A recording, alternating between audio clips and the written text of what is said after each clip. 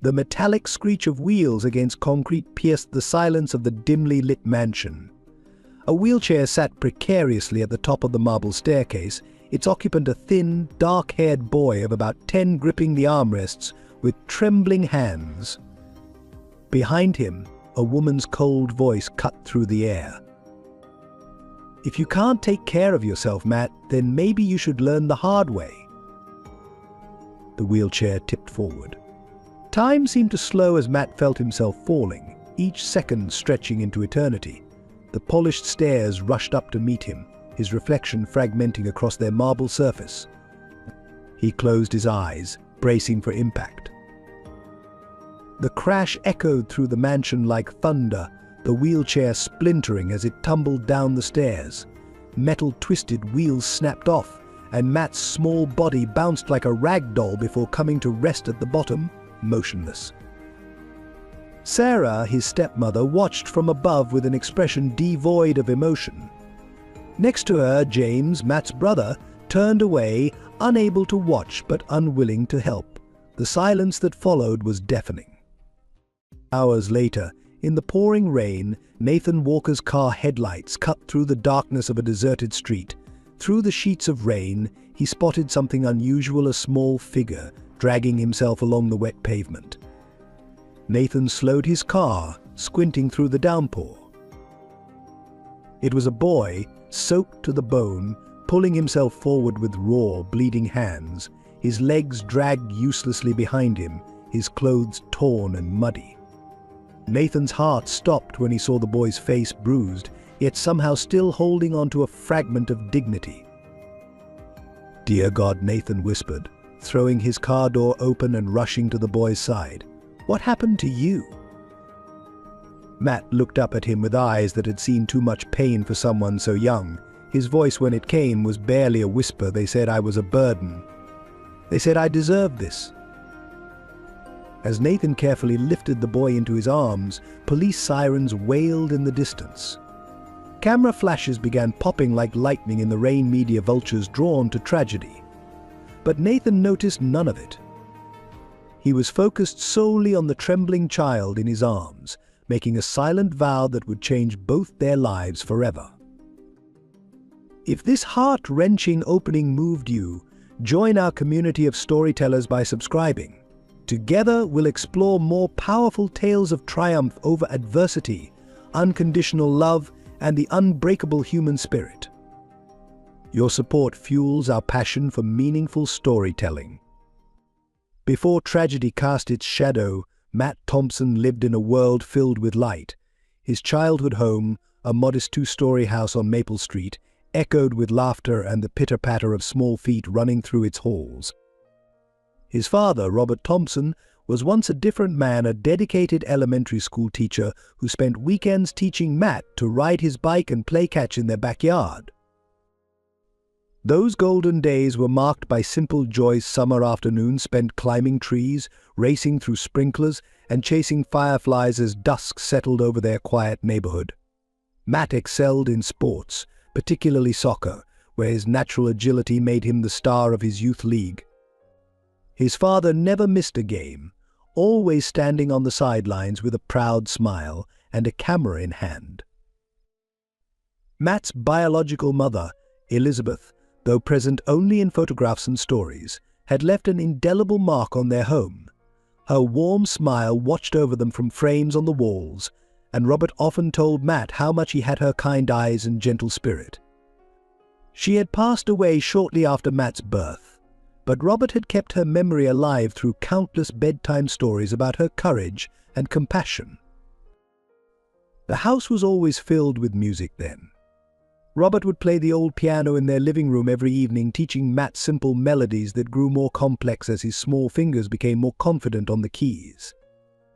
These piano sessions became their sacred ritual, a time when father and son connected through the universal language of music. James, Matt's older brother, was his best friend and fierce protector in those days.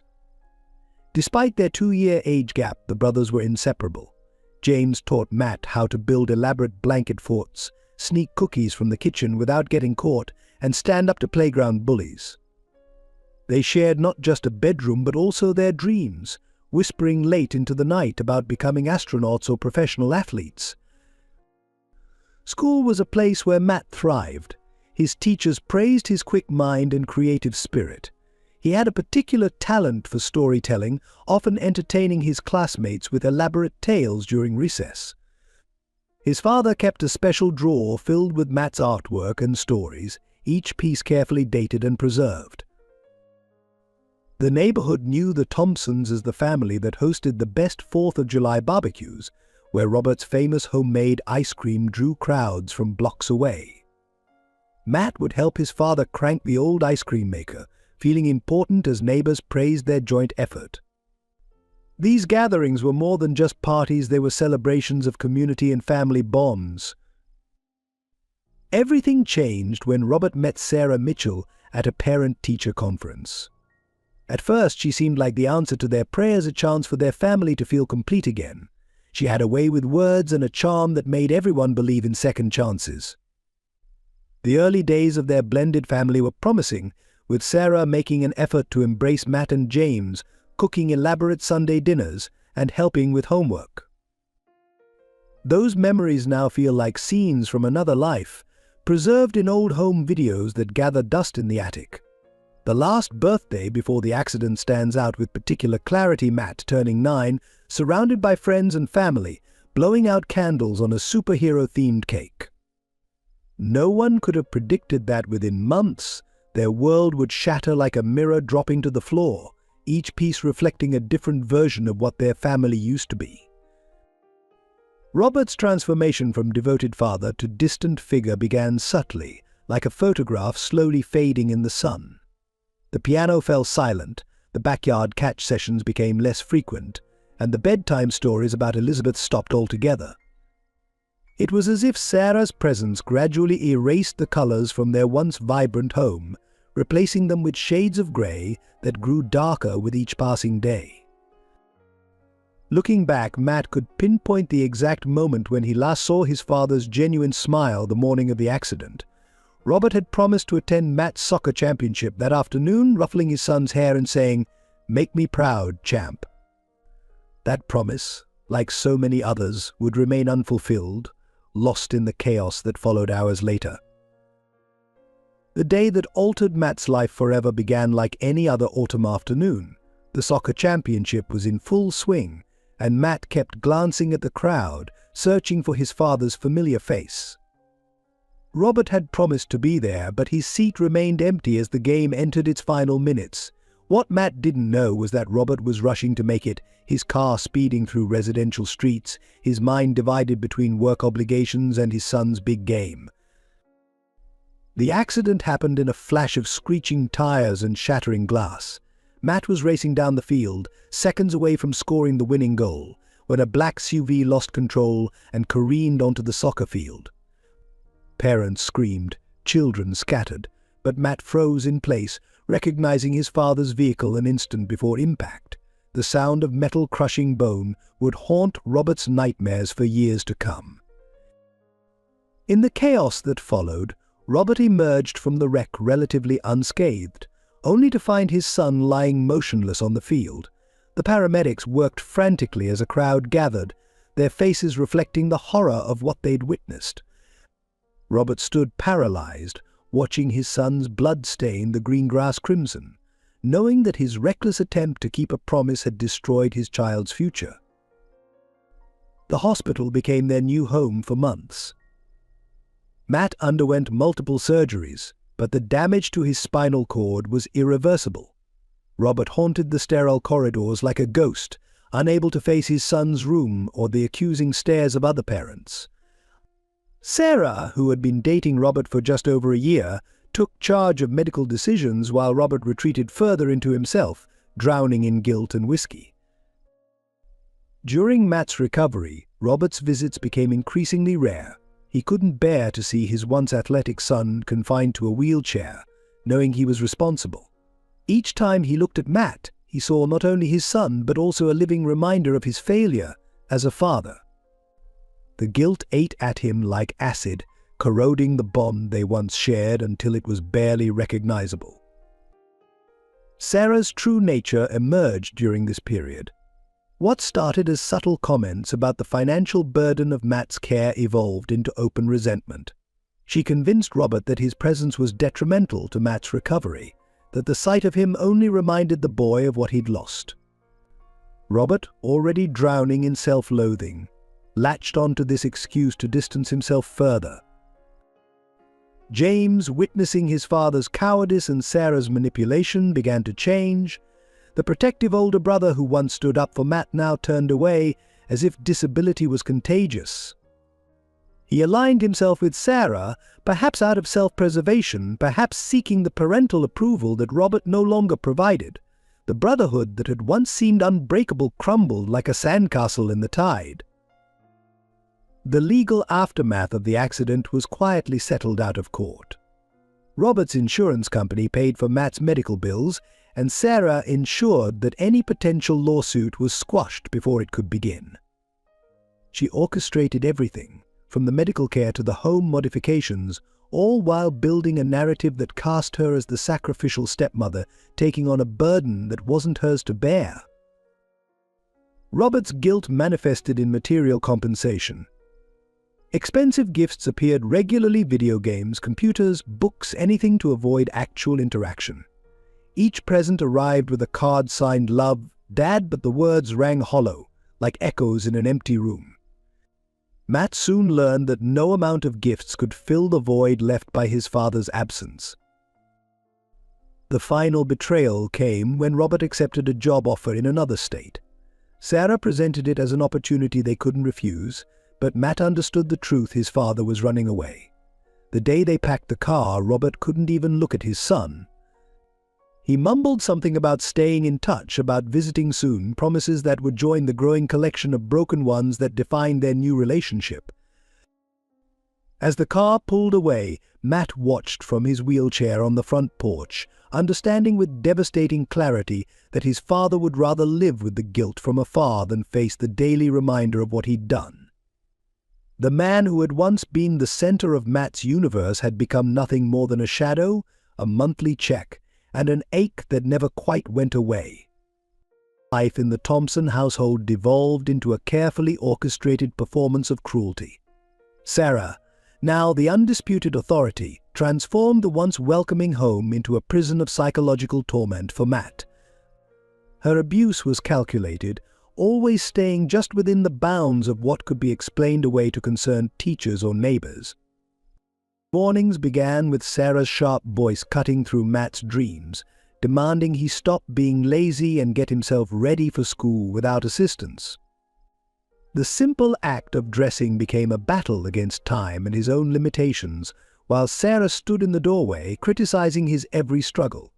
She had removed the handicap-accessible modifications from the bathroom, claiming they ruined the aesthetic of her home, making even basic hygiene a daily challenge. James, once Matt's fierce protector, became Sarah's perfect soldier.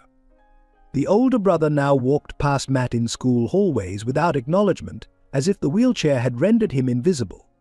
At home, James participated in Sarah's psychological warfare, making comments about real sports in normal kids within Matt's earshot.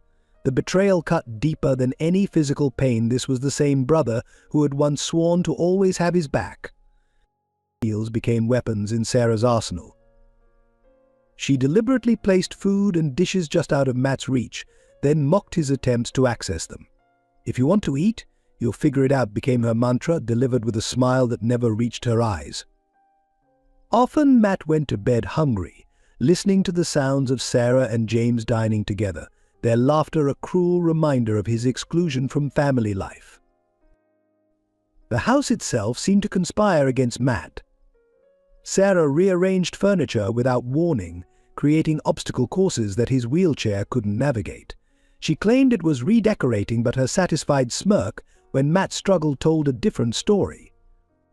The elevator lift to the second floor mysteriously broke down frequently, leaving Matt stranded downstairs for days at a time. School offered little respite. Sarah had convinced the administration that Matt was attention-seeking and manipulative, undermining his attempts to report her abuse. She attended every parent-teacher conference with practiced tears, describing the challenges of raising a disabled child who refused to try and took advantage of his condition. Her performance was flawless, earning sympathy while painting Matt as the problem. James's transformation was perhaps the most painful to witness. He excelled in sports, earning the athletic acclaim that had once been Matt's dream. Sarah proudly displayed James's trophies in the living room, while Matt's pre-accident soccer awards mysteriously disappeared. When James's friends came over, they treated Matt like a piece of furniture, sometimes literally hanging their coats on his wheelchair, while Sarah looked on approvingly. Financial abuse complemented the emotional torment. Sarah controlled the insurance money meant for Matt's care, spending it on home renovations and James's sports equipment instead of medical necessities.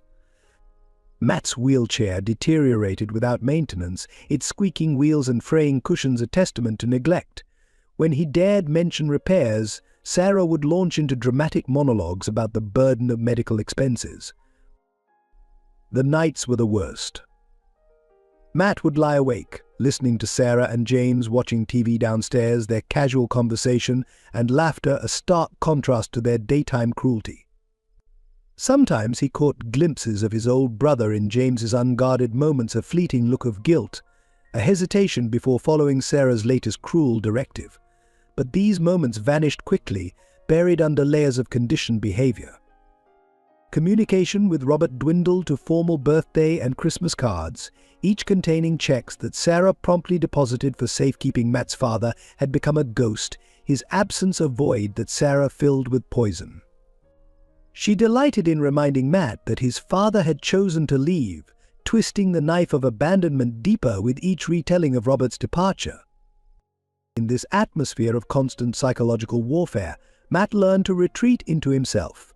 He developed an outer shell of quiet compliance, while nurturing a core of resilience that Sarah couldn't touch. His wheelchair became both his prison and his fortress, a symbol of his limitations, but also of his endurance. Each day was a battle for survival in a house where love had been replaced by calculated cruelty and family ties had become chains of torment. The first rays of morning sunlight barely filtered through the windows when Sarah's voice shattered the silence. "Matt, get up now. This house isn't going to clean itself." Her heels clicked sharply against the hardwood floors as she entered his room, yanking open the curtains with unnecessary force. Matt struggled to sit up in bed, his muscles stiff from another night on the worn mattress Sarah refused to replace. She stood over him, a cleaning bucket filled with supplies balanced on her hip, her face set in its usual mask of contempt. "Today you're going to earn your keep. I'm tired of you sitting around while everyone else works." The list of chores she presented was impossible: mopping the floors, dusting high shelves, cleaning windows and scrubbing bathrooms. All tasks that required mobility and balance Matt simply didn't have. When he tried to explain this, Sarah's response was cutting. "Excuses are for the weak. You want to live here? You work? It's that simple." James walked past the doorway, already dressed for school in his Letterman jacket. He paused briefly, watching as Sarah dumped the cleaning supplies onto Matt's bed. For a moment, something flickered in his eyes, perhaps remembrance of the times he'd helped his younger brother with simple tasks. But Sarah's sharp glance in his direction made him straighten his shoulders and walk away, leaving Matt to face the impossible alone. The mop was the first challenge. Matt tried to maneuver it from his wheelchair, but the awkward angle made it impossible to generate enough force to clean effectively. Water splashed onto his clothes, making them cold and heavy. Sarah watched from the kitchen, sipping her coffee and making disapproving noises at his efforts. "You missed a spot," she called out repeatedly, each comment dripping with satisfaction at his struggle. "Maybe if you weren't so lazy, this wouldn't be so difficult. Look at how pathetic this is. You can't even clean a simple floor properly." Her words echoed off the walls, each one striking like a physical blow. The worst came when Matt attempted to reach the higher shelves for dusting. His wheelchair couldn't get him close enough to the bookcase, and stretching caused shooting pain through his back.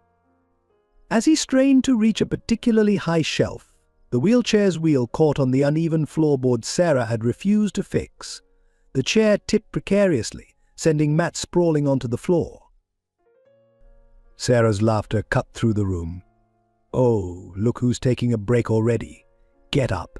I said get up. She made no move to help him, as he struggled to pull himself back into the chair, his arms trembling with effort. "This is exactly what I mean. You're nothing but a burden. You can't even do simple housework without making a scene." Hours passed, and Matt's arms felt like lead. The house remained largely uncleaned, despite his best efforts. Sweat soaked through his shirt, and his hands were raw from gripping the cleaning tools. Sarah circled him like a vulture, pointing out every imperfection, every missed spot, every failure. "Your father would be so disappointed," she said, her voice honey-sweet with malice. "But then again, he already is, isn't he? That's why he left. He couldn't stand to look at what you've become." She picked up the barely used duster, waving it in his face. "You know, normal children help their parents without all this drama." But the day wore on, and Matt's attempts at cleaning became increasingly desperate. He knew there would be consequences for failure: no dinner, no bathroom breaks, no peace, until Sarah decided he had learned his lesson.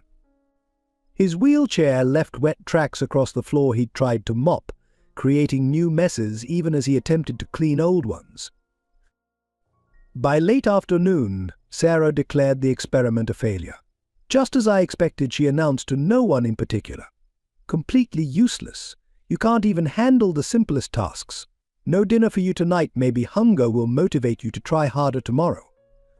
She gathered the cleaning supplies, making sure to keep them just out of his reach on a high shelf. The final insult came when James returned from school, tracking mud across the floor Matt had spent hours trying to clean. Sarah said nothing about the mess, instead praising James for his muddy shoes being a sign of proper athletic activity. The contrast was deliberate, another reminder of Matt's perceived inadequacy in their household. The breaking point came on a rain-soaked Tuesday evening. Matt's wheelchair, already damaged from months of neglect, finally gave out as he attempted to navigate the house's narrow hallway. The metal frame groaned, then collapsed with a sickening crack, sending him sprawling onto the cold hardwood floor. The sound brought Sarah running, not out of concern, but with an expression of calculated opportunity. "Well, well," she said, standing over Matt's crumpled form. "Looks like your precious chair is finally done for. Just like everything else you touch." She nudged one of the broken wheels with her foot, watching it spin uselessly. "I suppose you'll expect us to buy you a new one. Another expense for your endless list of needs." Matt lay there, his cheek pressed against the floor, fighting back tears. The wheelchair had been his last connection to independence, and now even that was gone. Through blurred vision, he saw James hovering in the doorway, his brother's face a mask of practiced indifference that couldn't quite hide the guilt in his eyes. Sarah seized the moment to deliver her final verdict. "I've had enough," she declared, her voice carrying the weight of a judge's gavel. "No more chairs, no more accommodations, no more pretending we can make this work. You're leaving, Matt. Tonight?" She pulled out her phone, making a show of checking the weather. "Look at that, it's supposed to rain all night. How fitting." Matt's attempts to reason with her fell on deaf ears. "Please," he begged, "I have nowhere to go. You can't just throw me out." But Sarah was already pulling open drawers, stuffing a few of his belongings into a small backpack. She worked with efficient cruelty, selecting items that would be useless to him on the streets, a reminder that this wasn't about survival, but punishment. James watched the scene unfold, shifting uncomfortably. For a moment it seemed he might intervene, might remember the brotherhood they once shared, but Sarah's sharp glance in his direction was enough to make him step back, retreating into the safety of his role as the favored child. "Mom's right," he muttered, though his voice cracked on the words. "You're just dragging everyone down." The rain started as Sarah opened the front door. the wind driving sheets of water onto the porch. Without ceremony, she dragged Matt across the floor and out onto the wet concrete. The backpack followed, landing with a splash beside him. "Your father left because of you," she said, her words cutting through the sound of rainfall. "Now it's our turn." Matt tried to pull himself up, but the wet surface made it impossible to gain purchase. His clothes quickly became soaked as rain pounded down, plastering his hair to his face and turning the world into a blur of grey and shadow. Through the window, he could see James turning away, shoulders hunched against the weight of his betrayal. "Please," Matt called out one last time, his voice barely audible over the storm. "James." "Sarah, don't do this," but the door closed with finality, the porch light clicking off seconds later, leaving him in darkness broken only by occasional flashes of lightning. For hours, Matt dragged himself along the sidewalk, his arms burning with effort, the rough concrete tearing at his clothes and skin. Each inch forward was a battle against exhaustion and despair. The rain never let up, turning the simple act of movement into an ordeal of survival. Passing cars splashed through puddles, their headlights illuminating his struggle without stopping. The few pedestrians who hurried past with umbrellas either pretended not to see him or quickened their pace, unwilling to become involved in what they perceived as someone else's tragedy. Matt's world narrowed to the next foot of concrete, the next painful pull forward, the next desperate attempt to keep moving despite every reason to give up. As midnight approached, the rain finally began to ease, but Matt's strength was failing. His fingers were bloody from dragging himself across rough pavement, his clothes torn and soaked through. The backpack Sarah had thrown out with him lay abandoned blocks behind, its contents as useless as her pretense of mercy in packing it. In the distance, headlights approached, slowing as they neared his position. Matt barely had the energy to lift his head, unsure whether to hope for rescue or fear further cruelty. The sound of a car door opening cut through the night, followed by footsteps approaching through puddles. A man's voice, filled with genuine concern, broke through the haze of pain and exhaustion. "Dear God, what happened to you?" Nathan Walker had been driving home from another late night at his law firm when he spotted the figure on the sidewalk. At first he thought his tired mind was playing tricks on him. Surely that couldn't be a child dragging himself through the rain. But as his headlights illuminated the scene more clearly, the reality of what he was seeing hit him like a physical blow. The boy was soaked to the bone, his clothes torn and muddy, hands raw and bleeding from pulling himself along the concrete. Nathan's heart, hardened by years of dealing with society's worst cases, cracked at the sight. He pulled his car over, ignoring the rain that immediately drenched his expensive suit as he rushed to the boy's side. "I'm Nathan," he said softly, crouching down to meet the boy's eyes. "Can you tell me your name?" His voice, usually sharp and commanding in courtrooms, gentle to a tone he hadn't used since his own son's passing. The boy looked up, revealing eyes that held both fear and a flicker of desperate hope. Matt came the whispered response, followed by a violent shiver that shook his entire frame. They threw me out. My wheelchair broke, and they said I was worthless without it." The words tumbled out between chattering teeth, each one striking Nathan like a hammer blow. Without hesitation, Nathan shrugged off his suit jacket, wrapping it around Matt's trembling shoulders. "I'm going to help you up now," he said, telegraphing his movements to avoid startling the boy. "Is it okay if I carry you to my car?" Matt nodded, too exhausted to do more than lean into the warmth of the first kind touch he'd felt in months. The drive to Nathan's home was quiet, broken only by the soft hum of the car's heater and Matt's gradually steadying breaths. Nathan kept glancing in the rearview mirror, watching as the boy fought to stay awake in the back seat, his head nodding forward only to jerk up again in a pattern Nathan recognized from his own son's final days. Nathan's house was a stark contrast to the cold streets they'd left behind. Warm lights welcomed them through large windows, and the interior was designed with accessibility in mind: wide doorways, smooth floors, and gently sloping ramps instead of steps. It had been modified years ago for his son Michael, and maintained that way even after Michael's passing, as if Nathan had been unconsciously waiting for someone else who needed it. "You're safe now," Nathan assured as he carried Matt inside, noting how little the boy weighed. "Let's get you warm and dry first, then we can talk about what happened." He headed straight for the guest room that had once been Michael's, where everything was still arranged for someone with limited mobility. Matt remained silent as Nathan helped him into dry clothes, but his eyes widened at the sight of the room's features: the specialized bed, the grab bars, the carefully arranged furniture. You know about this," he finally said, gesturing vaguely at his legs. "You understand." Nathan nodded, his throat tight. "My son Michael. He needed similar accommodations. He's gone now, but I kept everything the way it was. Maybe some part of me knew someone else would need it someday."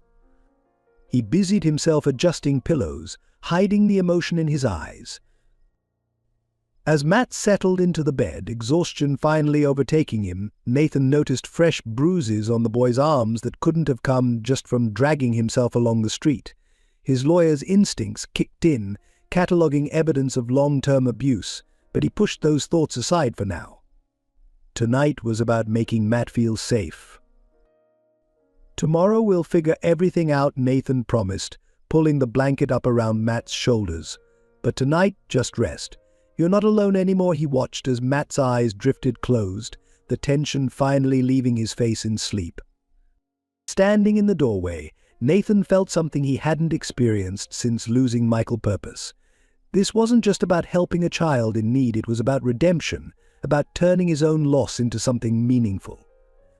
As he quietly closed the door, leaving it open just a crack, Nathan made a silent vow this time: he wouldn't fail to protect the child who needed him. Late that night, after ensuring Matt was safely asleep, Nathan found himself drawn to a room he rarely entered. Behind a carefully locked door lay Michael's memorial walls covered with photographs, shelves lined with trophies from wheelchair basketball, and a piano that had fallen silent 3 years ago. The room was exactly as Michael had left it the day before the surgery that was supposed to give him a chance at a longer life. Michael had been born with muscular dystrophy, a diagnosis that shattered Nathan's world but never dimmed his son's spirit. While other parents dreamed of their children's athletic achievements, Nathan learned to celebrate different milestones: the first time Michael successfully navigated his wheelchair through a crowded school hallway, the day he mastered playing piano despite weakening muscles, the moment he was elected class president despite never being able to stand at a podium. Nathan sat at the piano, fingers hovering over keys that still held the memory of Michael's last performance. His son had insisted on playing at the school talent show just days before his surgery, performing an original composition he'd written about hope and perseverance. The standing ovation he received wasn't out of pity. Michael's talent had earned every clap, every cheer, every tear of appreciation. The surgery was supposed to be routine, a procedure to help with Michael's breathing. Nathan had signed the consent forms with optimism, believing in the doctor's assurances of minimal risk. He remembered Michael's last words before the anesthesia took effect: "Dad, when I wake up, can we finally plan that camping trip?" They had been adapting camping gear for months, determined to prove that disability wouldn't stop them from experiencing adventure. But Michael never woke up. A complication during surgery, something about an unexpected reaction to the anesthesia, and suddenly Nathan's world collapsed. The doctor's explanations blurred into meaningless medical jargon as Nathan watched the heart monitor flatline, his son's hand growing cold in his grip. The camping gear remained in their garage, a dust-covered reminder of promises unfulfilled. The aftermath was a blur of funeral arrangements and legal battles. Nathan, a successful lawyer who had always found strength in logic and reason, found himself unable to accept the statistical explanations for his son's death. He filed lawsuit after lawsuit, seeking not money but accountability, answers, something to fill the void Michael's absence left behind. His marriage didn't survive the grief.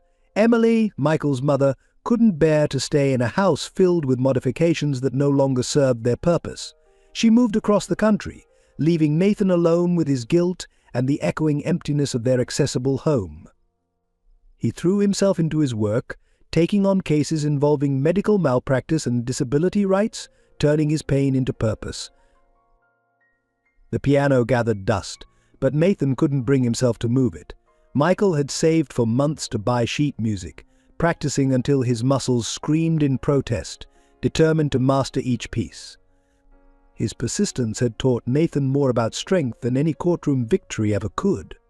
Now, finding Matt, another young boy failed by those who should have protected him, stirred memories Nathan had tried to bury. Looking at the last photo taken of Michael, smiling from his wheelchair after his final recital, Nathan felt tears he'd held back for years finally fall. The similarities between Michael and Matt were striking, not just their physical challenges, but the undimmed light in their eyes despite everything life had thrown at them. Where others might see tragedy, Nathan saw resilience. Running his hand along the piano's polished surface, Nathan made a decision. He wouldn't let fear of loss stop him from helping Matt.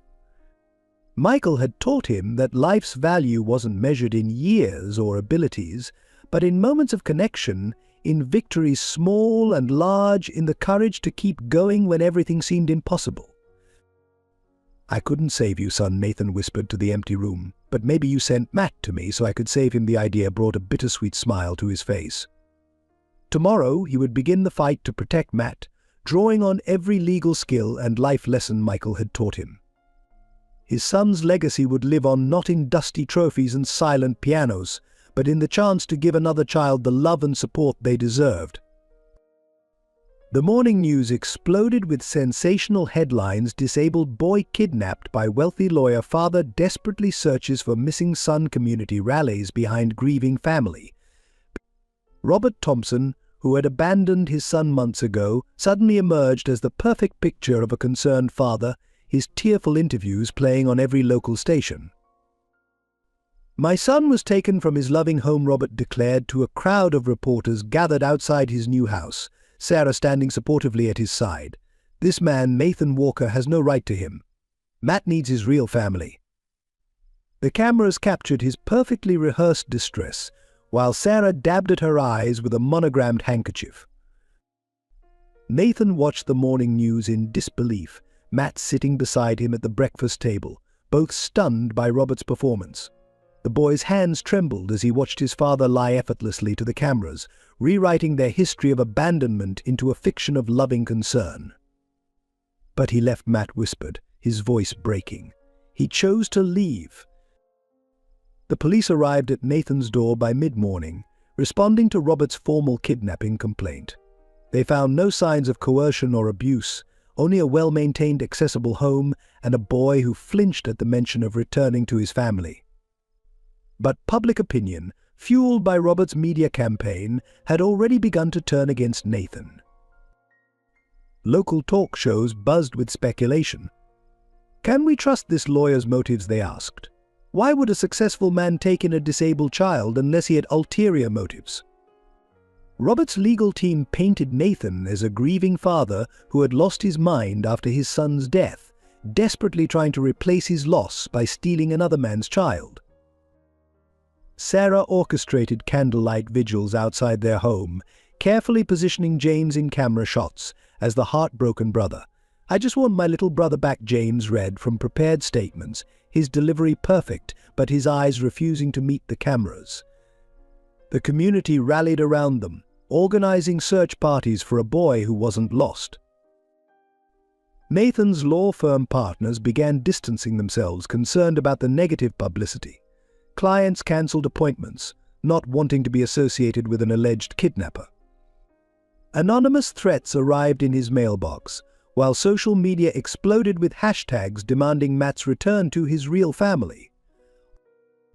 Through it all, Matt remained resolute. "I won't go back," he insisted when Nathan gently suggested that the legal fight might be too difficult. "They threw me away like garbage. You're the only one who saw me as a person." His words strengthened Nathan's resolve, but the pressure continued mounting. Robert's team leaked carefully selected photos to the press family portraits from before the accident, Matt smiling in his soccer uniform, Sarah helping with homework. They created a narrative of a perfect family disrupted by tragedy, carefully omitting the abuse, neglect, and abandonment that followed. Each new story twisted the truth further, making Nathan appear more villainous. The media camped outside Nathan's home, their cameras trained on windows, hoping to catch a glimpse of the kidnapped boy. Matt became a prisoner in his sanctuary, unable to even sit by windows without flashbulbs going off. The stress began taking its toll on both of them, but they found strength in protecting each other. One reporter, more aggressive than the others, managed to slip into Nathan's backyard, capturing photos of Matt practicing with his new wheelchair. The images were splashed across newspapers with headlines suggesting Nathan was parading his victim. The invasion of privacy left Matt shaking, memories of his former life's constant surveillance rushing back. Nathan's own past was dredged up and distorted. Michael's death became fodder for tabloids, with pseudo-experts analyzing his grief and suggesting he was attempting to replace his dead son. Every aspect of his life was scrutinized and twisted to fit the narrative Robert had created. But in the quiet moments between media storms, when Matt would smile at something as simple as being asked his preference for dinner or light up while exploring his new accessible bathroom, Nathan knew they had to fight. The truth was in these small moments, in Matt's growing confidence, in his decreasing flinches, in his willingness to voice opinions after years of silence. "They might have the media," Nathan told Matt one evening, as they watched another of Robert's performances on the news, "but we have the truth, and eventually the truth has to matter." Matt squeezed his hand in response, both of them drawing strength from their shared understanding that sometimes the hardest battles are fought not in courtrooms, but in the court of public opinion. The community's reaction was swift and merciless. Nathan's neighbors, who had once politely nodded in greeting, now crossed the street to avoid him. Curtains twitched as he passed, and whispered conversations died when he entered local shops. The carefully maintained illusion of suburban civility cracked, revealing the ugly prejudices beneath.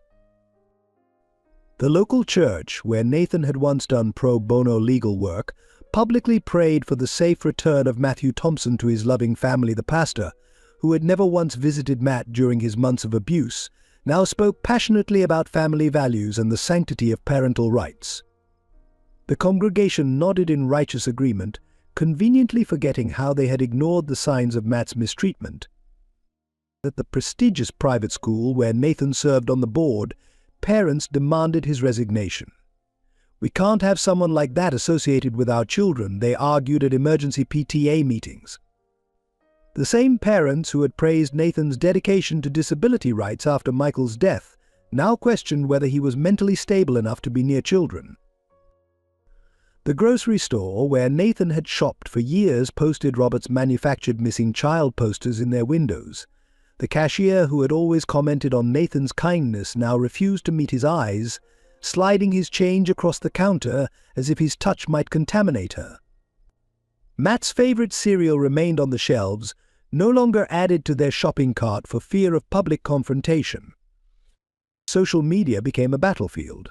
Local Facebook groups filled with posts analyzing Nathan's every move. Amateur detectives scrutinized old photos of Michael, comparing them to Matt, suggesting Nathan was living out some twisted fantasy of replacing his dead son. Each theory grew more outlandish than the last, but in the echo chamber of community gossip, even the most bizarre accusations found believers. The hate mail began arriving daily. Anonymous letters filled with biblical quotes about honoring one's parents and warnings about divine punishment. Some contained thinly veiled threats, suggesting Nathan's house might accidentally catch fire. Others, perhaps more cruel, expressed fake sympathy for his loss of Michael, suggesting he needed psychiatric help rather than someone else's child. Even Nathan's elderly neighbor, Mrs. Anderson, who had brought them cookies when they first moved in and had known Michael, turned against them.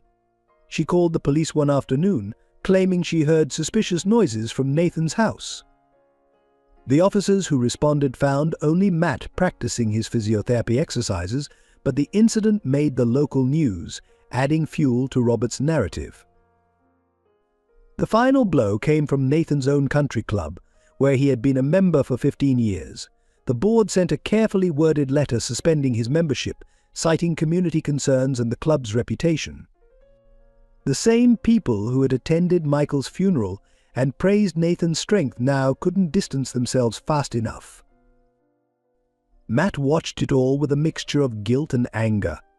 "It's my fault," he said one evening, after another neighbor had hurriedly ushered their children inside at the sight of them. "They're punishing you because of me." Nathan's heart broke at the familiar self-blame in Matt's voice, the same tone he had used when describing Sarah's abuse. "No," Nathan replied firmly, kneeling beside Matt's wheelchair. "They're punishing us because it's easier than admitting they failed you. Every person who looks away now is someone who looked away before when you really needed help. Their guilt is making them cruel." Yet the isolation wore on them both. The accessible park where they had started taking evening walks became off-limits after other parents began filming them on their phones, posting the videos with suggestive captions. Matt's physiotherapy sessions moved entirely in-house after protesters started gathering outside the rehabilitation center. The community's rejection was a constant reminder of how quickly people could turn, how thin the veneer of civilization really was. Each day brought new challenges: cancelled deliveries, vandalized mailboxes, suspicious cars lingering outside their home. The pressure to give in, to return Matt to his real family, mounted with every passing hour. But in their forced isolation, something unexpected happened. The bond between Nathan and Matt grew stronger. Each act of community rejection became another brick in the foundation of their trust. They developed private jokes about the ridiculous headlines, found strength in their shared understanding of what real family meant.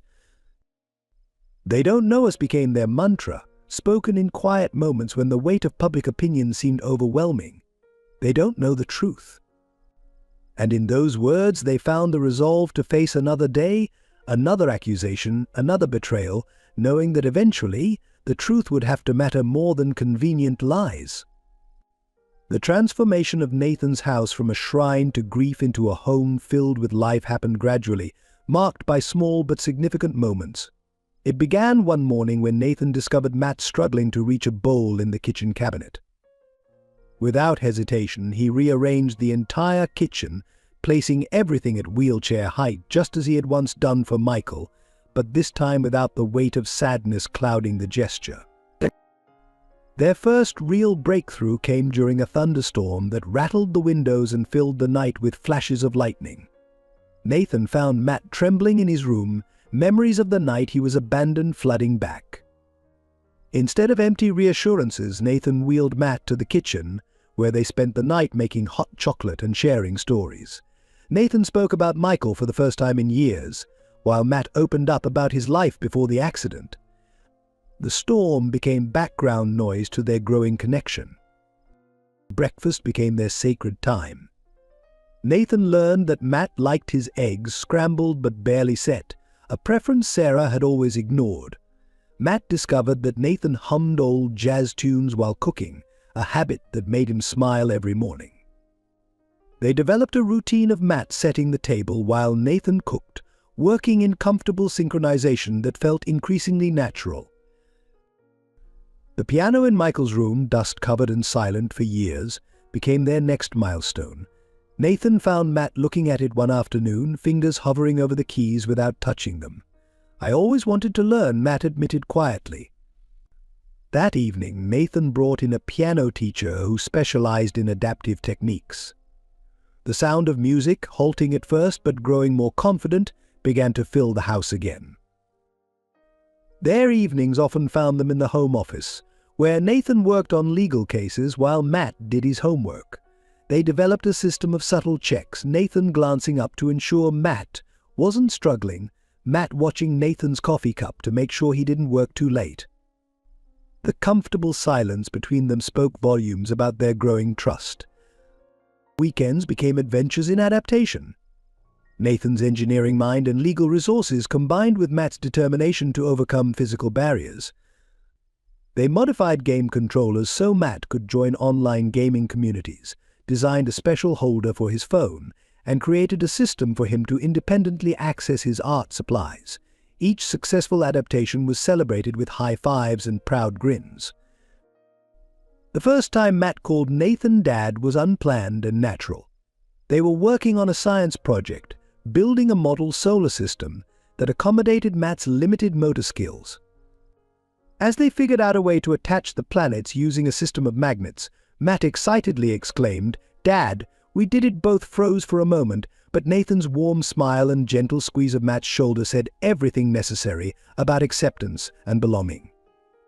Physical therapy sessions became team efforts.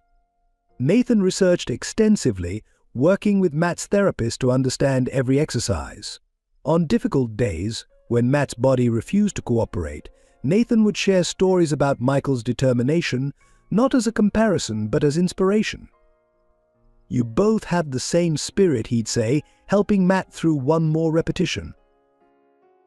They developed their own language of support. A raised eyebrow from Matt meant he needed help but didn't want to ask directly. A particular type of silence from Nathan signaled he was missing Michael but trying to stay strong. They learned to read each other's moods, anticipate needs, and provide comfort without words. Their most intimate conversations happened during evening wheelchair maintenance.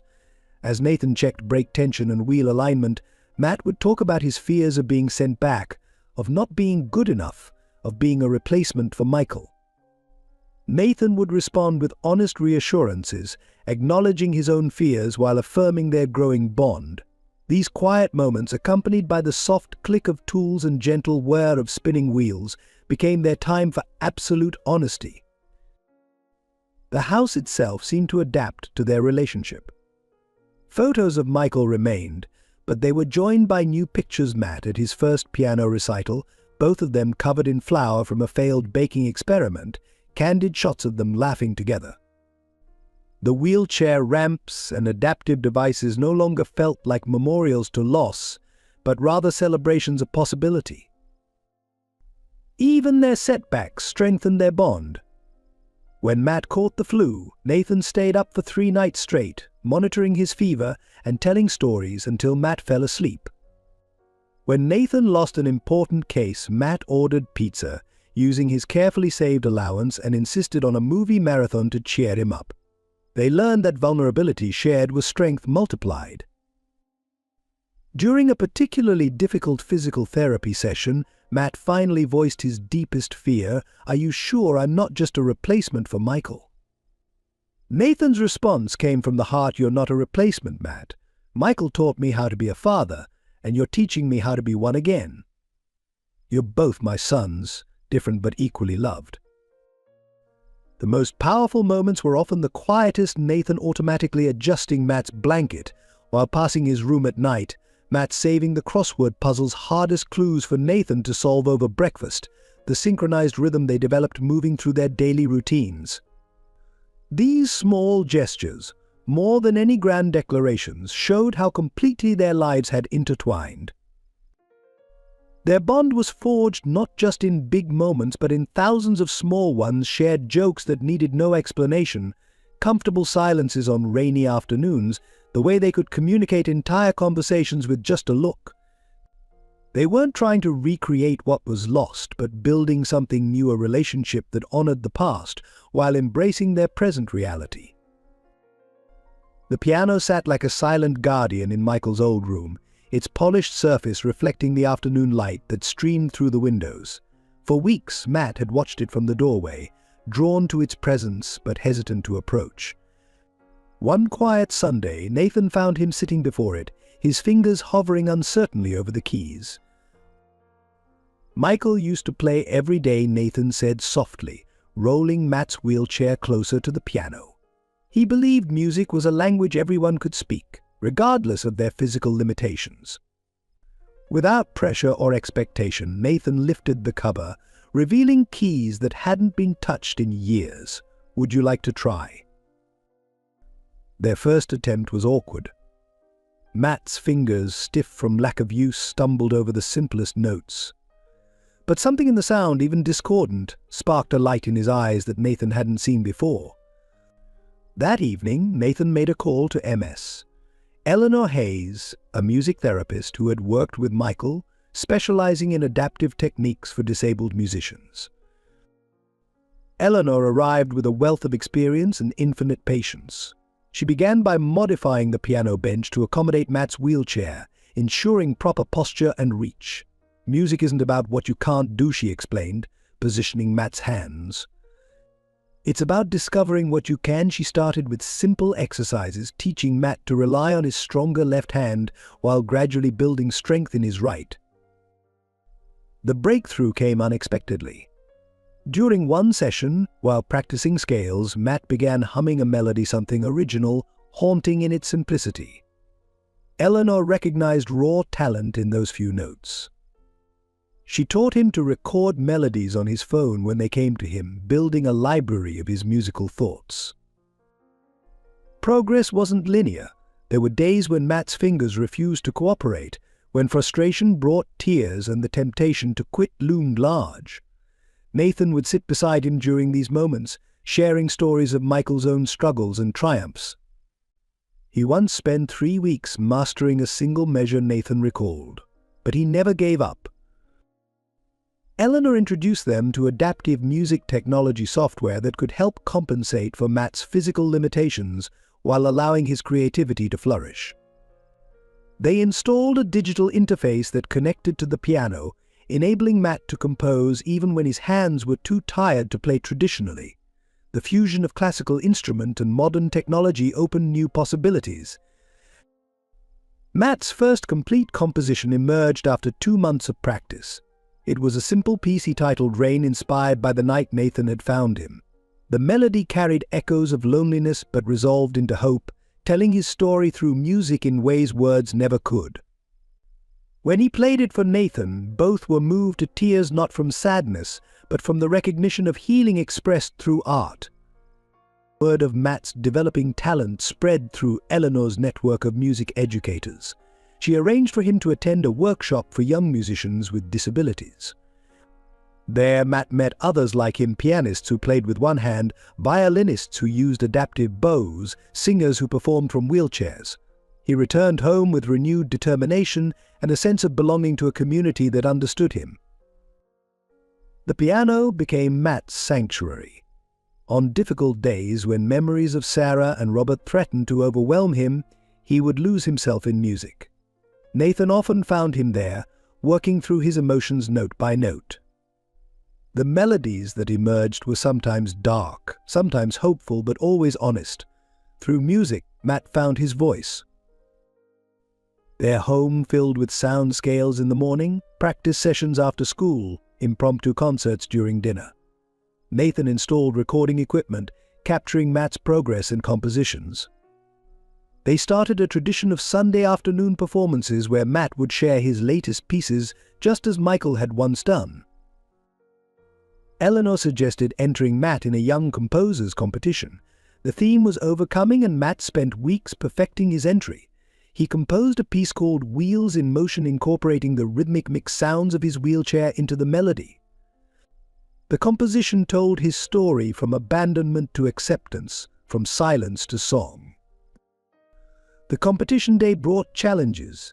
The venue's accessibility was questionable, and some participants' parents cast doubtful looks at the boy in the wheelchair.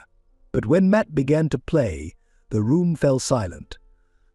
His music spoke of resilience, of finding beauty in broken places, of building new dreams from shattered ones. The standing ovation that followed wasn't out of pity, it was pure recognition of talent. Matt didn't win first place, but he received special recognition for innovative composition. More importantly, he gained confidence in his ability to move others through his music.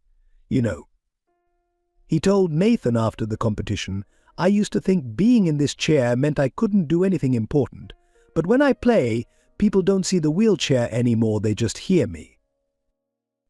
Eleanor began incorporating Matt's story and compositions into her presentations at music therapy conferences.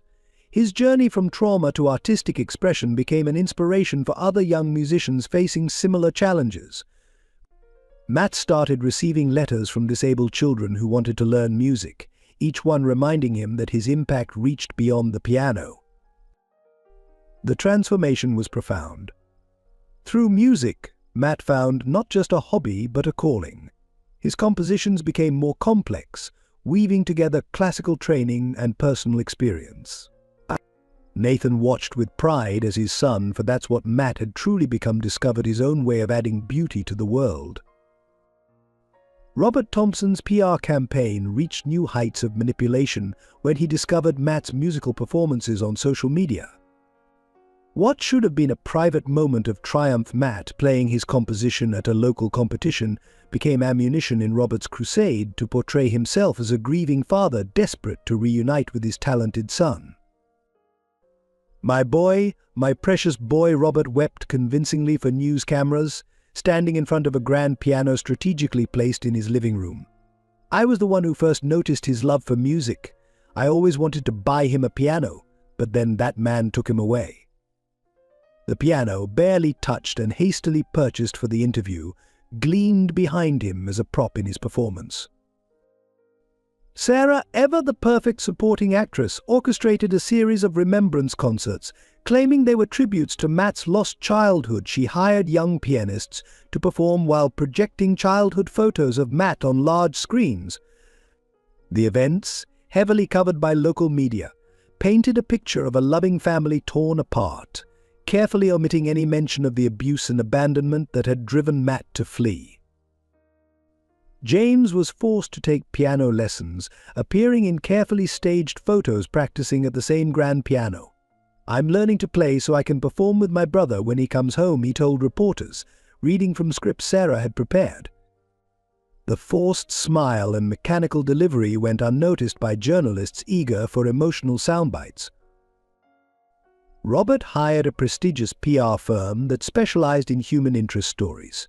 They crafted a narrative of a devoted father struggling to maintain his son's musical legacy, suggesting that Nathan was suppressing Matt's talent. Social media campaigns featuring hashtags like Bring Matt Tom and Let Matt Play flooded local networks, each post a carefully constructed piece of emotional manipulation.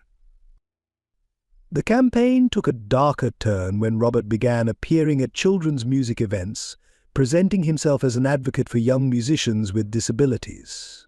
"Every child deserves a chance to pursue their dreams," he would declare, voice breaking right on cue, "especially those facing challenges like my son." The irony of his previous neglect was lost on his growing audience of supporters.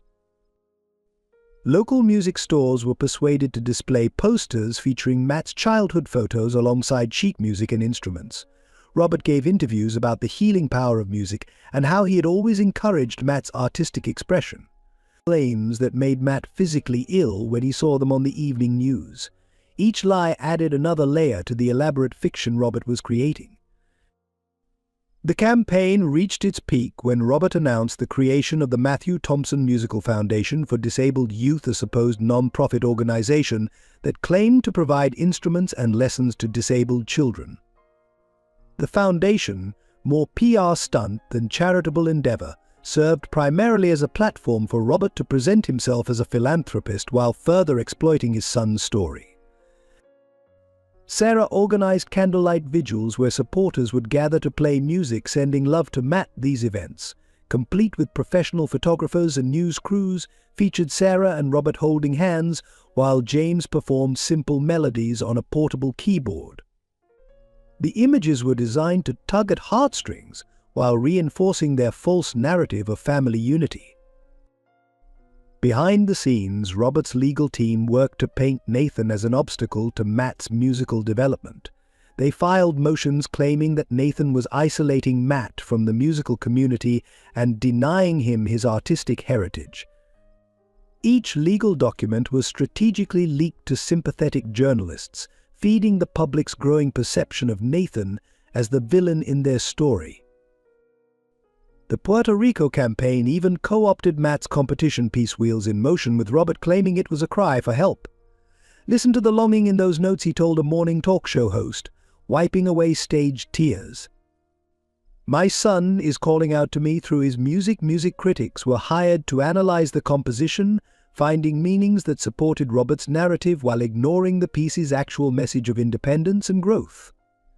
As Matt's reputation in the music community grew, Robert's campaign intensified. He began appearing at the same competitions and events Matt was scheduled to attend, forcing Nathan to withdraw Matt's participation to protect him from confrontation. Each withdrawal was then publicized as evidence of Nathan's controlling behavior, further distorting the truth. The reality that Matt's musical talent had blossomed only after escaping Robert's neglect was buried under an avalanche of PR-crafted fiction. Every note Matt played, every composition he created, was twisted by Robert's campaign into a weapon against the very person who had actually nurtured his gift. The Grand Plaza Hotel's ballroom glittered with chandeliers and false promises on the night of Robert's carefully orchestrated charity gala. An evening of hope. The Matthew Thompson Foundation for Disabled Youth read the elegant banner spanning the entrance. Inside, wealthy donors mingled with local celebrities, their conversations punctuated by the soft classical music played by a string quartet. Robert Thompson stood at the center of it all, resplendent in a tailored tuxedo, playing the role of devoted father with Oscar-worthy precision. Sarah floated through the crowd in a designer gown, expertly weaving the tale of their family's tragedy to anyone who would listen. James, uncomfortable in his formal wear, stood by the grand piano that dominated the stage, a prop in his father's elaborate production. "Ladies and gentlemen," Robert's voice carried across the hushed room, "tonight we gather not just to raise funds, but to raise awareness." His practiced pause allowed photographers to capture his expression of carefully crafted grief. "My son Matt, whose musical talent bloomed despite his disability, was taken from us. But through this foundation we ensure that other disabled children won't lose their chance to shine." The crowd murmured sympathetically as a slideshow began playing on large screens throughout the ballroom. Images of Matt's childhood flashed by carefully selected photos that painted a picture of family harmony while conveniently omitting the years of neglect. Each picture was accompanied by captions that rewrote history: Matt's first piano lesson, that never happened, family music night staged after Matt left, father and son duet completely fabricated. Sarah took the stage next, tears glistening perfectly under the spotlights. "We've established a scholarship program," she announced, her voice trembling on cue, "to provide musical instruments and lessons to disabled children. Each recipient will be known as a Matthews musician, carrying forward the legacy of my beloved stepson." The irony of her words, given her previous cruelty to Matt, was lost on the applauding audience. The evening reached its theatrical peak when James was called to perform. He sat at the piano, his discomfort visible only to those who truly knew him, and began playing a simple piece. Robert stepped forward, his voice thick with emotion. This song was composed by Matt. James learned it to feel closer to his brother. It was, in fact, a popular classical piece, not Matt's composition at all, but the audience was too moved by the performance to question its authenticity. Local media covered the event extensively, their cameras capturing every calculated gesture and rehearsed tear. Celebrity guests posed with Robert and Sarah, holding oversized checks and making grand promises of support. Each interaction was choreographed to reinforce the narrative of a loving family torn apart, rather than the truth of their abandonment. The Foundation's first official act was the announcement of a music therapy program at the local children's hospital, the same hospital where they had neglected to take Matt for proper care after his accident. Robert presented the program as a tribute to his son's resilient spirit, while carefully avoiding any mention of his own role in Matt's suffering. Between performances and speeches, video testimonials played from various supporters, teachers who had never actually taught Matt, doctors who had never treated him, and musicians who had never met him. Each told carefully scripted stories that aligned with Robert's version of events, creating a tapestry of lies so intricate it began to feel like truth. The event reached its crescendo when Robert unveiled a bronze plaque bearing Matt's image, and a quote he had never said music heals all wounds. The plaque was to be installed at the entrance of a new music therapy center, a center that existed only in architectural renderings and PR materials. The audience rose in a standing ovation, moved by what they perceived as a father's dedication to his son's legacy. As the evening drew to a close, Robert made his final appeal, his voice breaking at precisely the right moments. Every donation tonight not only helps disabled children find their voice through music, but brings us one step closer to reuniting our family. My son's talent was a gift, and though he's been taken from us, his spirit lives on through this foundation. The charity gala raised over $500,000 that night, none of which would actually reach disabled children in need. Instead, the funds would disappear into a maze of administrative costs and consulting fees, while Robert's PR team used the event's success to further legitimize their campaign against Nathan. Behind the scenes, away from the cameras and adoring crowds, Robert allowed himself a satisfied smile. The event had achieved its real purpose, not to help disabled children, but to strengthen his public image as a caring father and undermine Nathan's custody of Matt. As the last guests departed, leaving behind empty champagne glasses and hollow promises, Robert's mask slipped for just a moment, revealing the calculated coldness beneath. Just as Robert's self-congratulatory speech reached its crescendo, the distinct sound of helicopter blades cut through the carefully orchestrated atmosphere of the charity gala. The chandeliers trembled slightly, causing the crystal drops to tinkle ominously. Through the ballroom's massive windows, spotlights from above pierced the evening darkness, drawing every eye skyward. Nathan Walker's entrance was precisely timed, the result of weeks of careful planning and coordination with investigative journalists who had been quietly building a case against Robert. The helicopter, borrowed from a media contact, landed on the hotel's designated helipad, its dramatic arrival sending ripples of murmurs through the assembled crowd. Nathan emerged from the aircraft with purpose in his stride, carrying a leather briefcase that held the ammunition to destroy Robert's carefully constructed facade. Behind him came a team of reporters from major networks, their cameras rolling to capture every moment. Security personnel, caught off guard by the legitimate press credentials, could only watch as Nathan and his entourage made their way to the ballroom. "Ladies and gentlemen," Nathan's voice boomed through the sound system, commandeered by pre-positioned allies, "I apologize for interrupting this evening of carefully crafted lies." The microphone in his hand gave him command of the room, while Robert stood frozen on stage, his mask of paternal concern cracking under the unexpected assault. Sarah attempted to signal security, but Nathan was already pulling documents from his briefcase, distributing them to key journalists in the crowd. "What you're receiving are bank records, medical reports, and sworn testimonies that tell the true story of Matt Thompson's life under Robert's care, or more accurately, his neglect." The first bombshell dropped when Nathan played a video on the ballroom screens, hijacking the presentation system.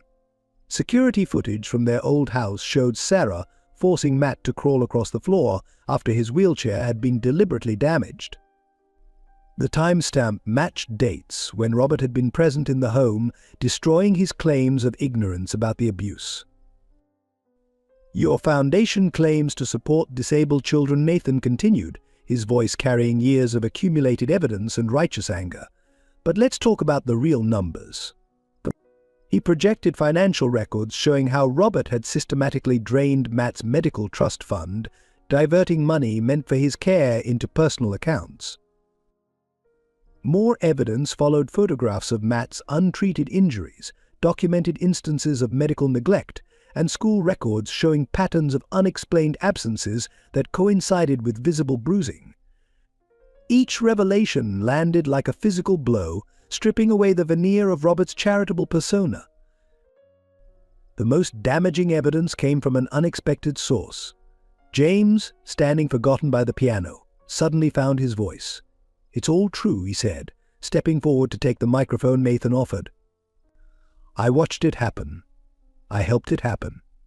And I can't live with the lies anymore." His unscripted confession, born of months of guilt, carried more weight than any prepared statement.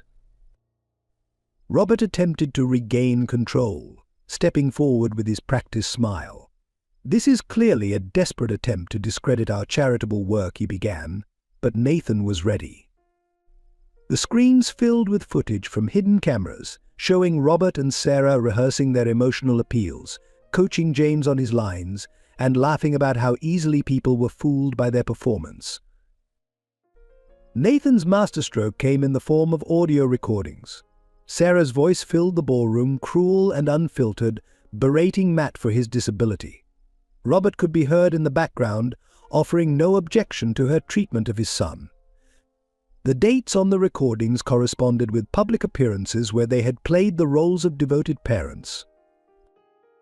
The assembled donors, many of whom had written substantial checks that evening, began to shift uncomfortably in their seats. The evidence was irrefutable, the contrast between Robert's public persona and private actions too stark to ignore. Phones emerged from pockets and purses as the story spread across social media in real time. The Matthew Thompson Foundation, Nathan declared, is built on the suffering of the very child it claims to honor. Every dollar donated tonight would serve only to legitimize years of abuse and neglect. He turned to face Robert directly. "You abandoned your son when he needed you most, and now you dare to use his name to build your reputation." The silence that followed was deafening. Robert's attempts to speak were met with hostile stares from the crowd he had so recently charmed. Sarah's perfectly composed facade crumbled as cameras captured her genuine reaction, not grief or concern, but fury at being exposed. James, finally free from the weight of complicity, stood next to Nathan, a physical representation of truth triumphing over deception. As if orchestrated by fate itself, the ballroom doors opened one final time. Matt wheeled himself in, his presence commanding attention not through theatrics but through quiet dignity. The contrast between the real Matt, confident, talented, and thriving under Nathan's care, and the victim portrayed in Robert's campaign was stark and undeniable. In the stunned silence that followed Matt's entrance, Nathan opened a final digital file on the ballroom screens. "What you're about to see," he announced, "is the complete truth about the accident that changed Matt's life." The footage, obtained from traffic cameras and enhanced by forensic experts, showed Robert's SUV speeding through residential streets on the day of Matt's soccer game. The timestamps proved devastating. Robert hadn't been rushing to see his son play, he had been fleeing from a meeting with his mistress, now identified as Sarah, who had been his secret companion months before the accident. Text messages displayed on screen showed their exchanges, Sarah demanding he leave the game early to meet her, Robert's increasingly frantic responses as he tried to juggle his double life.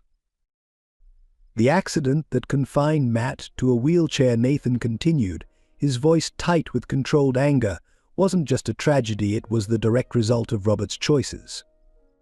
Medical records appeared next, showing that Robert had tested positive for alcohol in his system that day, a fact that had been buried in confidential settlement agreements.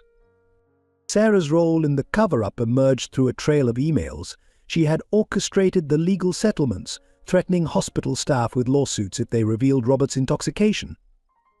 Her correspondence with insurance companies showed how she had manipulated claim payments, diverting funds meant for Matt's care into private accounts. The evidence turned more personal as Nathan revealed Sarah's journal entries, discovered by a whistleblowing household employee. The entries detailed her systematic campaign to alienate Matt from his father, her calculated abuse disguised as tough love, and her ultimate goal of removing Matt from their lives to secure Robert's fortune for herself and James. Financial records painted a damning picture of the Foundation's true purpose. Of the donations already collected, 80% had been allocated to administrative costs, primarily PR fees, legal consultants, and luxury events like tonight's gala. Not a single dollar had reached any disabled child, despite the foundation's claimed mission. James, finding courage in the momentum of truth, stepped forward to provide the final piece of evidence.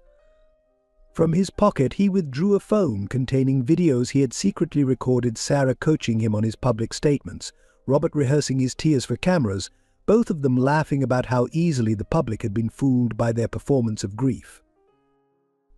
The most damaging revelation came from Matt's old medical files. X-rays and examination notes showed injuries inconsistent with neglect-alone evidence of deliberate harm that had been explained away as accidents. Sarah's fingerprints were all over the reports, her signature authorizing minimal treatment while declining recommended therapies and equipment. Robert's attempts at damage control crumbled as Nathan projected the final piece of evidence footage from the night Matt was thrown out. Security cameras from their old house captured Sarah's cruel eviction of a disabled child, while Robert watched from his study window, doing nothing to intervene. The timestamp showed near freezing temperatures, making their actions not just morally reprehensible but criminally negligent. As the evidence mounted, the ballroom's atmosphere transformed from shocked silence to audible outrage. Donors began tearing up their checks. Reporters who had once sympathetically covered Robert's campaign now turned their cameras on his increasingly panicked face. The carefully constructed facade of the caring father crumbled completely under the weight of an irrefutable truth. Law enforcement officers, quietly summoned at the start of Nathan's presentation, emerged from the crowd. The evidence presented wasn't just damaging to Robert's reputation, it detailed multiple criminal offenses: fraud, child abuse, endangerment, and conspiracy. As they approached the stage, Robert's desperate glance toward the exits revealed exit routes already blocked by additional officers. The final moments of the revelation played out like scenes from a carefully orchestrated drama. Sarah's attempt to flee was blocked by guests who had once fawned over her tragic stepmother act. James, finally free from years of coerced complicity, handed over additional evidence he had kept hidden. And Matt, wheeling himself to Nathan's side, faced his former tormentors with quiet dignity that spoke louder than any evidence could. The aftermath of the charity gala revelation hit Matt harder than anyone anticipated. While the world celebrated the exposure of Robert and Sarah's deception, Matt retreated into a darkness that even Nathan struggled to penetrate. The full weight of his father's betrayal, learning that Robert had been drunk when he caused the accident, that his relationship with Sarah had predated the tragedy, proved too heavy for his young shoulders to bear. One quiet Sunday morning, Nathan found a note on Matt's pillow. The handwriting was shaky, but the message was clear: "I'm sorry for being the reason everything went wrong. Maybe if I had never been born, Dad would have been happy." The piano in Michael's room, usually alive with Matt's music, sat silent, the sheet music scattered across the floor like fallen leaves.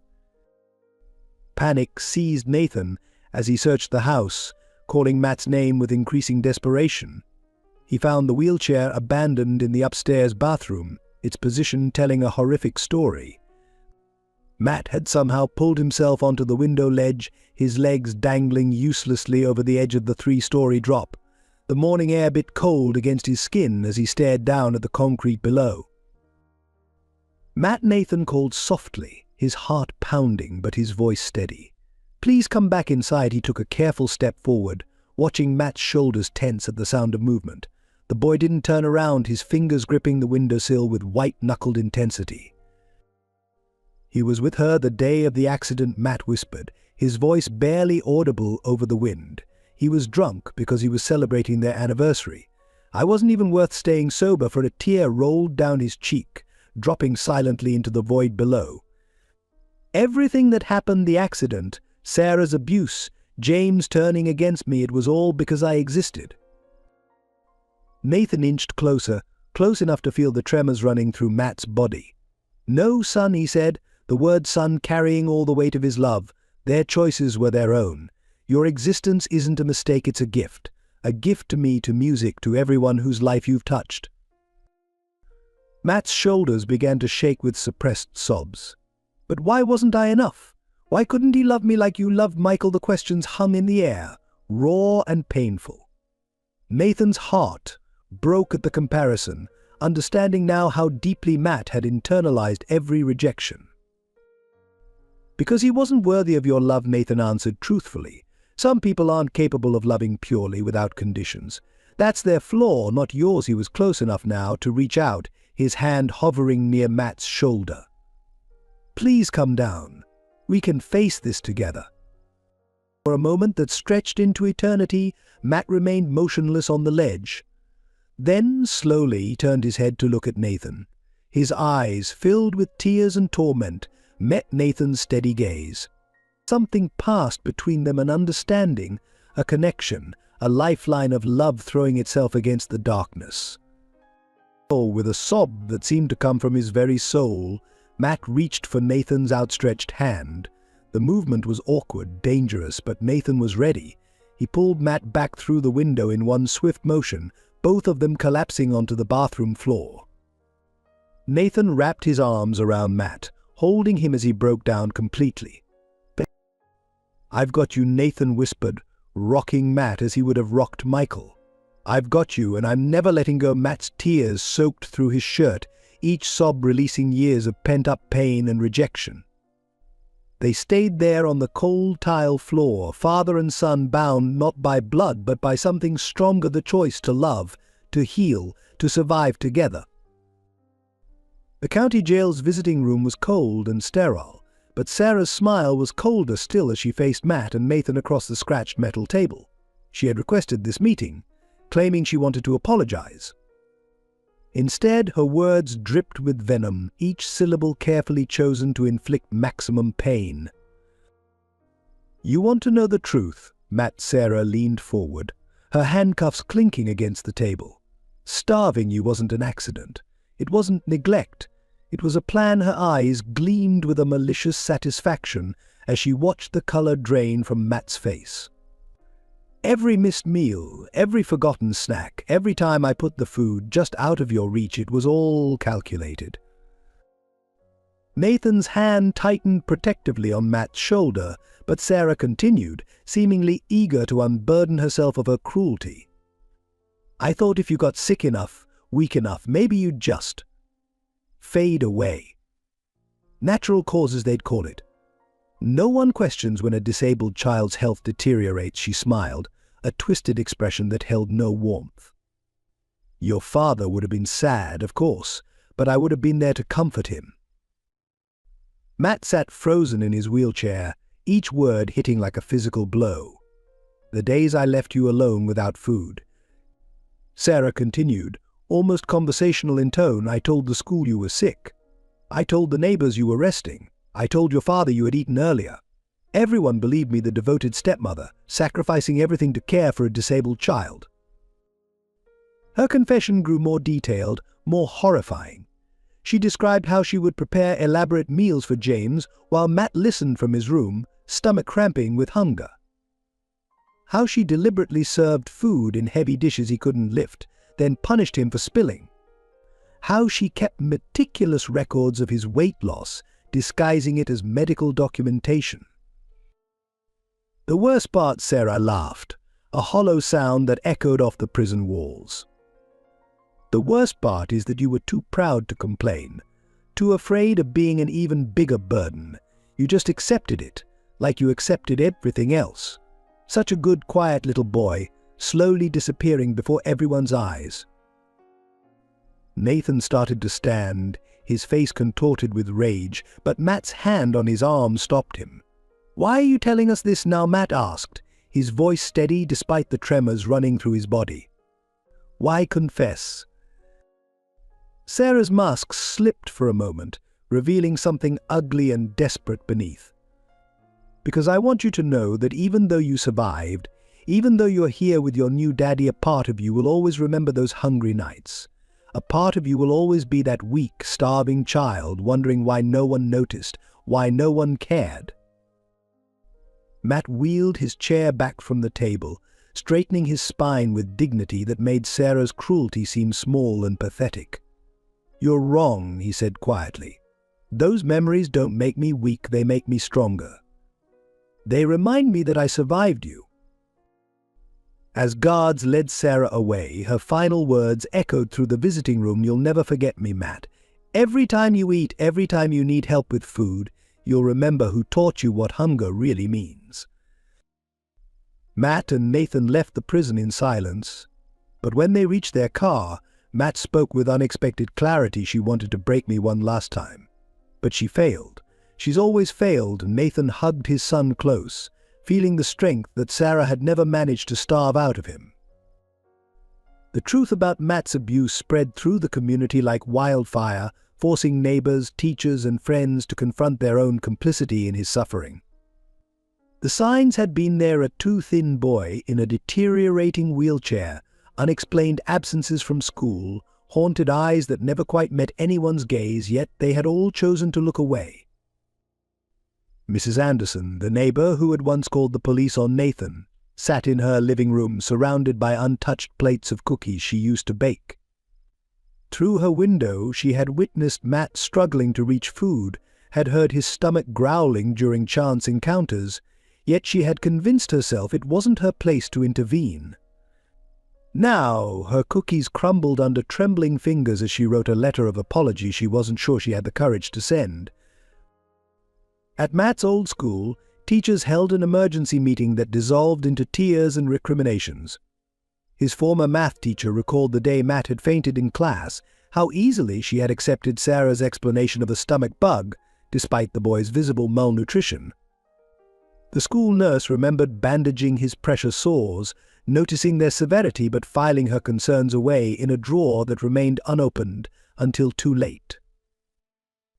The local church congregation, which had so fervently supported Robert's false narrative, now sat in uncomfortable silence as their pastor delivered a sermon on the sin of willful blindness. The same people who had organized prayer vigils for Matt's return now struggled with the knowledge that their actions had helped perpetuate his abuse. The country club that had suspended Nathan's membership sent a formal letter of reinstatement, accompanied by a substantial donation to legitimate children's charities. But the gesture felt hollow, a transparent attempt to cleanse their collective conscience. The same board members who had once shunned Nathan now couldn't meet his eyes in the street. Most painful was the reaction of Matt's former friend's parents, who had gradually stopped inviting him for playdates after his accident. They had accepted Sarah's excuses without question, had taught their children through example that disability was something to avoid, something uncomfortable to be ignored. Their children now asked difficult questions they struggled to answer. Local media, which had eagerly amplified Robert and Sarah's lies, published retractions and apologies, but their words couldn't erase the months of headlines that had painted Nathan as a kidnapper and Matt as a victim of the wrong crime. Reporters who had once camped outside Nathan's house now slunk away, their cameras lowered in shame. The community's guilt manifested in awkward attempts at recompense. Casseroles appeared on Nathan's doorstep, anonymous donations were made in Matt's name, and offers of help arrived too late to matter. Each gesture, while well-intentioned, served only to highlight how simple it would have been to offer assistance when Matt truly needed it. In the end, it was Matt himself who addressed the community's shame, at a town hall meeting called to discuss healing and moving forward. He wheeled himself to the microphone and spoke words that would haunt his neighbors for years to come. "Your guilt doesn't help me heal, but your awareness might help the next child who needs someone to speak up." The silence that followed his statement hung heavy with understanding. The community had failed not just Matt, but their own values, their own humanity. As they left the meeting hall that evening, each person carried with them the weight of a simple truth. Sometimes the greatest cruelty lies not in active malice, but in the passive choice to look away. The courthouse was packed on the day the final piece of evidence against Robert Thompson was presented. Security footage from a local bar, dated the afternoon of Matt's accident, painted a damning picture that no amount of PR spin could erase. The time-stamped video showed Robert downing drink after drink with Sarah, celebrating their secret relationship while his son waited at his soccer championship. The defendant left the establishment at 3:42 p.m., the prosecutor stated, her voice cutting through the hushed courtroom. Blood alcohol tests performed after the accident, which were deliberately suppressed, showed levels more than twice the legal limit. She paused, letting the information sink in. Mr. Thompson wasn't rushing to see his son play. He was rushing to create an alibi for his whereabouts. Text messages recovered from Robert's old phone revealed the twisted truth. Delete these messages he had written to Sarah minutes after the accident. Tell everyone I was heading to the game. No one can know we were together. The timestamps matched perfectly with emergency call records, showing Robert's first concern had been covering his tracks, not his son's condition. The surveillance footage from the soccer field was the most devastating. Multiple angles captured Robert's SUV swerving onto the field, but it was the enhanced audio that made several jurors gasp. Before impact, Robert could be clearly heard on his phone, "I'll handle this, Sarah. No one will ever know we were." The sentence was cut off by the sound of impact. A forensic reconstruction of the accident revealed that Robert had time to swerve away from Matt. The analysis showed 3 seconds where he could have turned the wheel, could have chosen a different path. Instead, whether from intoxication or panic, he had driven straight ahead, forever changing his son's life. Hospital staff came forward with suppressed records showing Robert's attempts to minimize Matt's care. Keep costs down, he had instructed doctors while Matt lay unconscious. No experimental treatments. His concern had been for his bank account, not his son's recovery. Meanwhile, text messages to Sarah continued. This complicates everything. We need to be more careful now. The most shocking revelation came from Robert's own laptop. Emails revealed he had researched institutions where he could send Matt, looking for options even before his son regained consciousness. "We can start fresh," he had written to Sarah. "No one needs to know about any of this. We can be together without complications." When confronted with the evidence, Robert's carefully maintained facade finally cracked. His confession, when it came, was as cold as his actions had been. "I saw him on the field," he admitted. "For a split second, I saw him. But all I could think about was how my life would be over if anyone discovered where I'd been, what I'd been doing. I chose Sarah.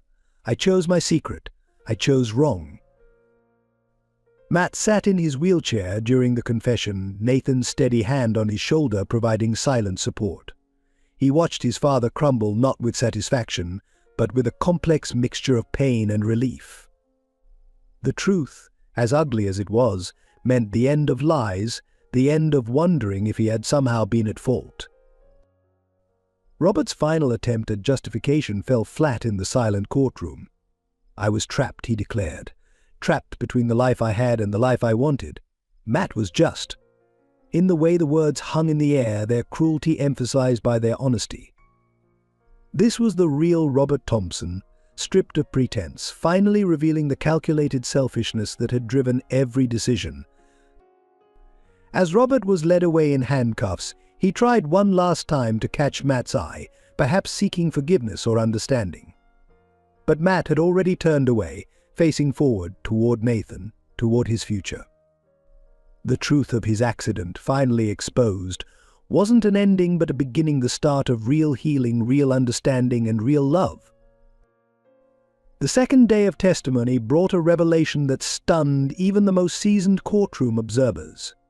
Sarah Mitchell wasn't just Robert's secret lover turned stepmother. She was a woman with a long history of targeting wealthy men with vulnerable children.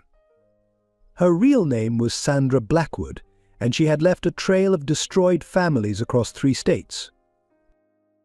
The detective who uncovered her true identity presented a damning timeline. 5 years before meeting Robert Thompson, she married Daniel Foster, a widower with a disabled daughter. Within 18 months, the daughter was institutionalized, and Mr. Foster's fortune was drained through a series of clever manipulations. Photos showed Sarah, then Sandra, with different hair, different names, but the same calculating smile. Birth records revealed that she had never legally changed her name to Sarah Mitchell. It was just one of many aliases she had used, each one crafted to present herself as the perfect stepmother figure to vulnerable families. Bank statements showed how she had systematically transferred Matt's medical trust fund into offshore accounts, preparing for her next disappearance. Most chilling were the diary entries found in a storage unit rented under one of her aliases. "These men are all the same," she had written. "Show them a pretty face, sympathize with their struggles as single fathers, and they hand over everything. The disabled kids are the easiest targets. Everyone's so quick to believe they're a burden, so grateful when someone offers to help." Matt listened to the evidence with a strange sense of relief. Her cruelty, which had once seemed personal, was revealed as something mechanical, practiced a con artist's routine rather than a stepmother's hatred. Somehow this made it easier to bear. He wasn't specially chosen for torment, he had simply been her latest target. The prosecution presented interviews with her previous victims' families. A pattern emerged: she always chose widowers with children who needed special care. She would integrate herself into their lives gradually, positioning herself as the solution to their struggles. Once married, the abuse would begin subtle at first, then escalating as she isolated her victims from support systems. Her performance as the devoted stepmother at charity events took on a sinister new light. The foundation she had helped Robert establish wasn't her first. She had created similar schemes before, each designed to present a public image of selfless devotion while privately undermining her stepchildren's care. James, watching from the gallery, struggled to process how completely he had been manipulated. The woman he had thought of as his mother figure had been grooming him as a weapon against his brother, using his desire for approval to turn him into an unwitting accomplice in Matt's abuse. When confronted with her true identity, Sarah's mask finally slipped completely. "You people are so easy to fool," she sneered at the prosecutor. Wave a few tears, talk about the challenges of loving a disabled child, and suddenly you're a saint. Nobody looks too closely at a woman willing to take on damaged children. The courtroom fell silent at her casual cruelty, but Matt's voice cut through the shock. "You never fooled me," he said clearly. "I always knew you weren't really trying to be my mother. I just didn't know you were trying to be anyone's mother." His words, simple but profound, stripped away her last pretense of sophistication, revealing the hollow fraud beneath. After Sarah's true identity was exposed, James found himself adrift in a sea of guilt and regret. The carefully constructed reality he had lived in for years crumbled, leaving him face to face with the truth of his betrayal. Late one evening, he appeared at Nathan's door, rain-soaked and shaking, clutching a box of Matt's old belongings he had secretly saved. "I kept these," he whispered, pulling out faded photographs, soccer medals, and small treasures from their shared childhood. "Every time Sarah told me to throw something away, I hid it instead. I don't know why. Maybe some part of me knew what we were doing was wrong." His hands trembled as he lifted out their mother's old music box. The one Sarah had claimed was lost. Matt wheeled himself closer, examining each item with quiet wonder. James knelt beside his brother's wheelchair, his voice breaking. "I was a coward," he confessed. "I watched her hurt you and I did nothing. I convinced myself it was normal, that you deserved it, because facing the truth meant admitting I had failed you as a brother." The transformation began slowly. James started spending afternoons at Nathan's house, initially sitting in awkward silence, then gradually finding his voice. He helped Matt with physical therapy, learning the proper ways to assist without overwhelming, his athletic training taking on new meaning as he supported his brother's exercises. During one particularly difficult session, when Matt struggled with a new movement, James finally broke down completely. "I used to brag about my sports trophies," he sobbed, "while you fought battles every day just to move, to live, to survive us.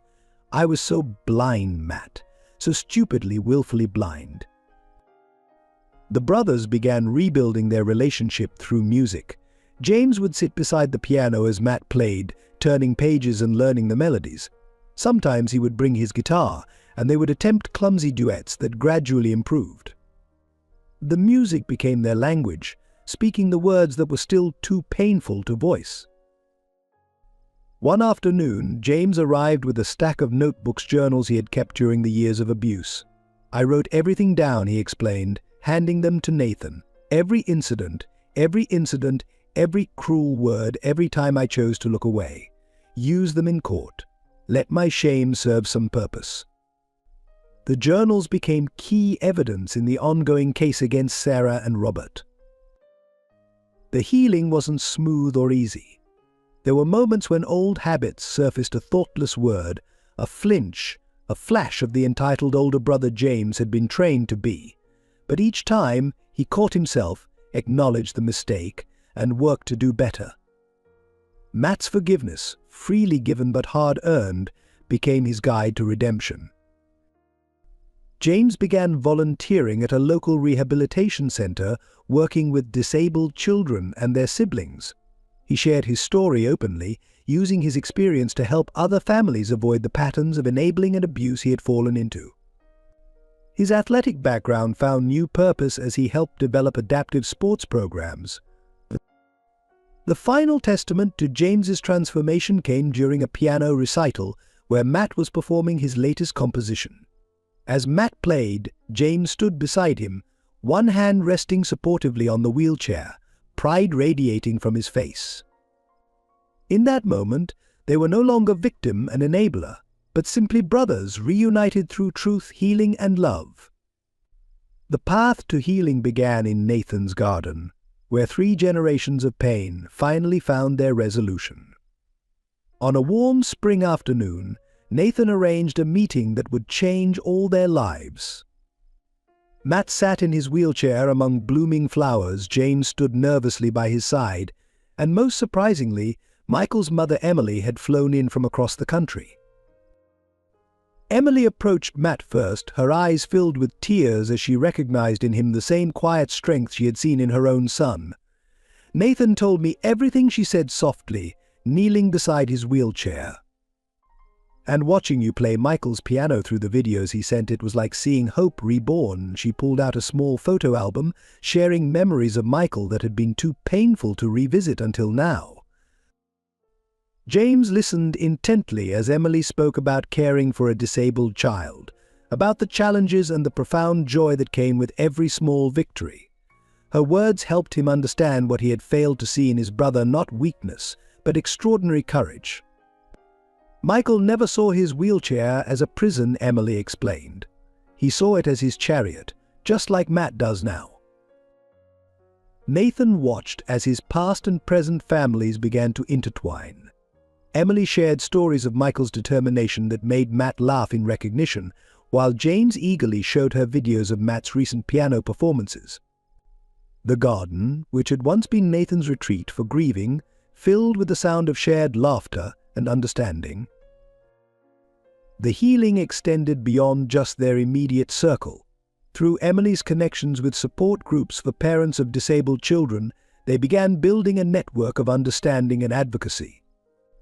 James took a particular interest in working with siblings of disabled children, using his own journey from enabler to supporter as a powerful teaching tool. Matt found himself surrounded by a new kind of family, one built on choice rather than obligation. Emily became Aunt Eam, showing up for his recitals with homemade cookies that matched Michael's favorite recipe. James transformed from the brother who had looked away to the brother who never left his side, and Nathan, watching it all, felt Michael's memory become not a wound but a bridge that had led him to this new happiness. The most profound moment came when Emily discovered some of Michael's old compositions in her attic. She brought them to Matt, who adapted them for his style. During his next recital, Matt and James performed a duet, Matt on piano, James on guitar, playing a piece that blended Michael's melody with Matt's harmonies. There wasn't a dry eye in the audience as the music connected past and present, loss and love, grief and joy. Family isn't about blood, Nathan told them one evening as they sat together in the garden. It's about who stays when staying gets hard. It's about who chooses to love when loving requires courage. Matt reached for James's hand, while Emily squeezed Nathan's shoulder, the four of them forming a circle of healing that none of them had imagined possible.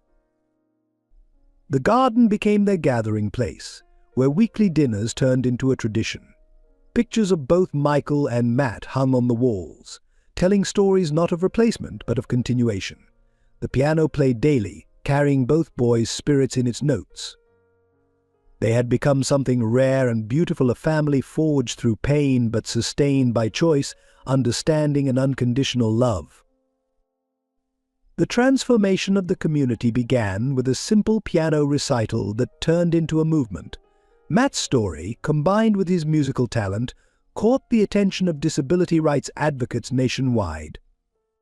What started as a local event in the town hall grew into a powerful campaign for change. Nathan, drawing on his legal expertise, worked with advocacy groups to draft the Matthews Law, comprehensive legislation requiring regular welfare checks on disabled children and mandatory training for teachers and healthcare providers in recognizing signs of abuse. The law also established strict penalties for those who financially exploited disabled individuals or their trust funds. James became an unexpected champion for the cause, speaking at schools and community centers about the subtle ways abuse can be normalized and hidden. His candid accounts of his own transformation from enabler to advocate resonated particularly with families struggling to support disabled siblings. His sports connections brought athletic celebrities to disability awareness events, drawing mainstream attention to their cause. The community, seeking to make amends for their past blindness, rallied behind the initiative. Local businesses began implementing accessibility improvements without waiting for legal requirements. The school board revamped its policies, making inclusion and accommodation primary considerations rather than afterthoughts. The same country club that had once shunned Nathan now hosted monthly adaptive sports events. Matt's music school established a scholarship fund for disabled students, named in honor of both Matt and Michael. The program didn't just provide musical education, it created a support network for families facing similar challenges. Emily's experience as Michael's mother made her an invaluable mentor to parents just beginning their journey. The annual Keys for Change concert became the town's signature event, featuring disabled musicians from across the country. Matt's composition, Wheels in Motion, became an unofficial anthem for the disability rights movement, its melody carrying a message of hope and resilience that transcended physical limitations. All local media, once complicit in Robert and Sarah's deception, now dedicated regular coverage to disability rights issues. They hired disabled journalists and commentators, ensuring authentic voices led the conversation about accessibility and inclusion. The same reporters who had once questioned Nathan's motives now documented the community's journey toward genuine understanding and support. The victory came not just in changed laws but in changed hearts. Children no longer stared at wheelchairs with confusion or fear. Parents didn't hustle their kids away from disabled people in public spaces. The community learned to see ability rather than disability, potential rather than limitation, and strength rather than weakness. Matt watched it all from his position at the piano, his music giving voice to a revolution of understanding. His journey from victim to victor had opened eyes and hearts, transforming a community's shame into purposeful action. The wheels of his chair, once symbols of limitation, had become wheels of change, rolling forward into a future where disability didn't mean invisibility. The Walker Thompson Foundation launched on a bright spring morning, with Matt playing Wheels in Motion on a grand piano in the newly renovated community center. The foundation, built on the ashes of Robert's fraudulent charity, represented everything its predecessor had falsely claimed to be a genuine force for change in the lives of disabled children and their families. Nathan served as the foundation's legal advisor, ensuring transparent operations and ethical fund management. James headed the sports program, developing adaptive athletics that allowed disabled children to experience the joy of competition. But Emily brought her years of experience as Michael's mother to the parent support division, while Matt's music program became the heart of their creative arts initiative. The Foundation's first major project was the Michael and Matt Adaptive Arts Center, a state-of-the-art facility designed with input from disabled artists and performers. The building featured wheelchair-accessible stages, adaptive musical instruments, and studios equipped with specialized technology. Most importantly, it offered scholarships ensuring that no child would be denied access due to financial constraints. Their family dinners expanded to include Foundation staff and program participants, turning Nathan's Garden into a gathering place for a growing community. The piano music that once echoed through an empty house now provided the soundtrack for celebrations of milestone achievements, first performances, sports victories, and personal breakthroughs. Matt's role evolved from survivor to mentor, working with young musicians facing similar challenges. His compositions became teaching tools, helping others find their voices through music. The boy who had once been silenced by abuse now conducted orchestras of empowered young artists, each performance a testament to resilience and possibility. The Foundation's annual gala bore no resemblance to Robert's manipulative charity events. Instead of hollow speeches and false promises, it showcased the genuine achievements of program participants. Disabled artists, athletes, and performers demonstrated their talents not as objects of pity but as accomplished individuals worthy of respect and admiration. On the Foundation's first anniversary, Nathan stood in the garden watching Matt teach a young girl in a wheelchair to play piano, James coach a group of adaptive athletes, and Emily counsel anxious parents. The scene before him was everything he had hoped to create in Michael's memory and everything Matt had deserved from the beginning, a place of unconditional acceptance, support, and love. You know, Matt said that evening, as they sat together after the celebrations, Michael would have loved this. Nathan smiled, wrapping an arm around his son's shoulders. The Foundation had become their way of honoring both boys, Michael's memory and Matt's triumph, while building a future where no disabled child would face abuse or abandonment alone. The garden bloomed around them, filled with the sounds of laughter, music, and hope. They had transformed tragedy into purpose, pain into progress, and loss into legacy. The Wheeler-Thompson Foundation stood as living proof that family isn't defined by blood but by love, and that every broken beginning holds the potential for a beautiful ending. If this story touched your heart, we invite you to be part of our storytelling community. Share your thoughts and emotions in the comments below. How did Matt and Nathan's journey resonate with you? Support our team by subscribing to receive more powerful stories of triumph over adversity. Every like helps us reach more people with messages of hope and resilience. Share this video with friends and family who might need a reminder that love can heal even the deepest wounds. Together, let's spread stories that matter and make a difference in people's lives.